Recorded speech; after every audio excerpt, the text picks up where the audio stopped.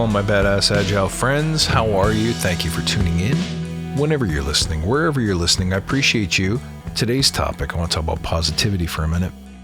Positivity is one of those words that we associate with being uber happy and sprightly and sparky. And I think it's gotten a bad rep. I think it's gotten associated with artificial sweetness. That positivity is some kind of aura that you have to switch on so that you're sugary, sweet, acceptable, and digestible by everybody. But I see it differently. First of all, it's the antithesis to negativity. You can't be positive and negative at exactly the same time. So the big benefit of positivity is that it doesn't allow any space for negativity to creep in. Now, if we assume that both are equally infectious, and I might argue that negativity is actually easier to latch onto, that it's actually more attractive than positivity.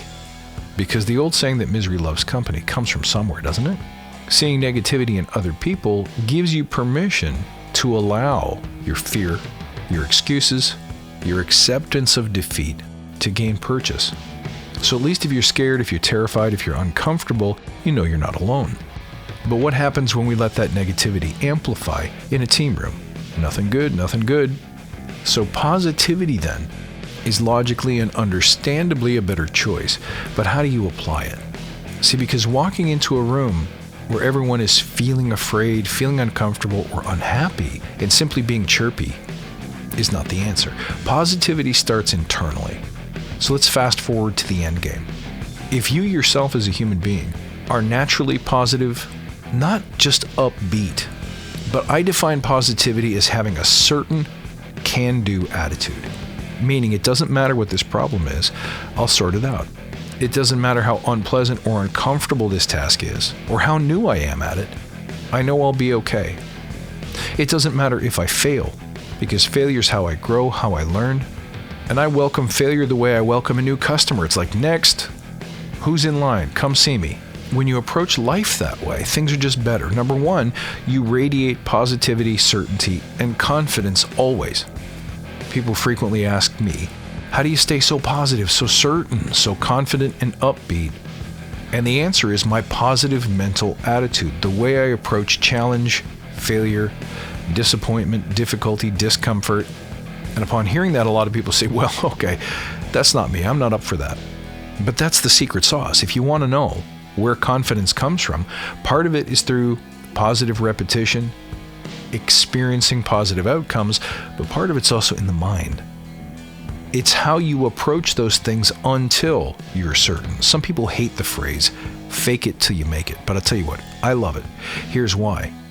It's not about being an imposter. It's not about faking that you own a property that you don't actually have.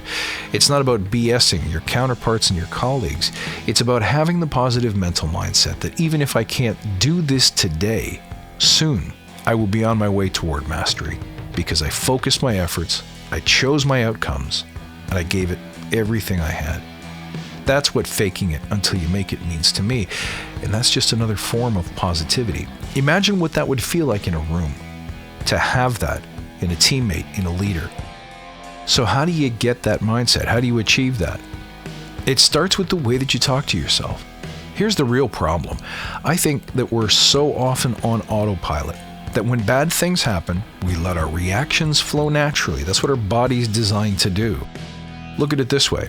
When you learned to drive a car, everything was a surprise. Everything was a high alert emergency.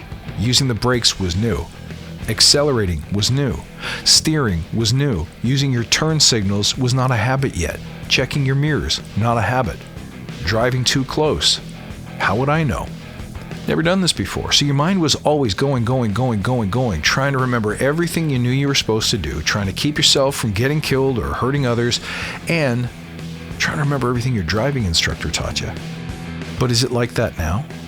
At this point, you rehearsed it so well that it's muscle memory. You don't even think about it. The right things happen automatically. There is a minimum effective amount of attention and awareness that you have to apply. And once you've applied that, you're driving safely and well. Now, if you fall below that threshold, you lose your attention, you lose your awareness, then we may encounter a problem. But there's this bare minimum that you must do, that the body has rehearsed, the brain has rehearsed, and you can do them in a way that feels like you're, quote unquote, not thinking about it. Well, remember, that's the way that you practice reacting to the real world. In the beginning, things happen, you spend a lot of time thinking about their meaning, but over time, as you become an adult, you don't apply that intellectual rigor or emotional attention, critical thinking. You just don't do it. Someone comes along and says, you're not a very good leader, and you spend days tail spinning, and you may not even understand why. And that's if the cues are flagrant. What if they're subtle? What if they're just little things? Like you go into a meeting with a boss, and today the boss doesn't really make eye contact with you the way they normally do. What meaning do you assign to that? That's rehearsed too. That's on autopilot too. So the first step is get it off of autopilot. Inject your conscious mind into everything that you do. When situations arise, saying, what does this really mean? What are the stories I'm telling myself about the meaning of this event, this circumstance? What assumptions am I making? What else might be true? How could I look at this differently so that I can feel differently? I mean, let's face it, the future is unknown. There's no way to predict it. And most things in life are outside of our control, particularly what other people do or think. If that's true, any time that you spend worrying about what might happen could just as easily be flipped into being excited about what could happen. It takes the same amount of energy to be negative as it does to be positive, but negativity has the insidious impact of actually affecting your mental and your physical health over time.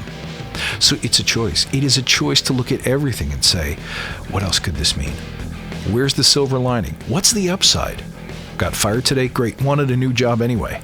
Didn't get the raise you wanted? Great. I am about to learn what it takes to fight for the income that I want. And once I've mastered that skill, I will be better than 95% of the population at getting the raise that I deserve. Or this is a chance for me to learn more from my leaders, from my organization, from my peers, from the world. So that in the future, it's a slam dunk. I don't even have to ask for it. All of these things are positive when you look at them the right way. Some people might say, well, that's just fooling yourself. Well, is it?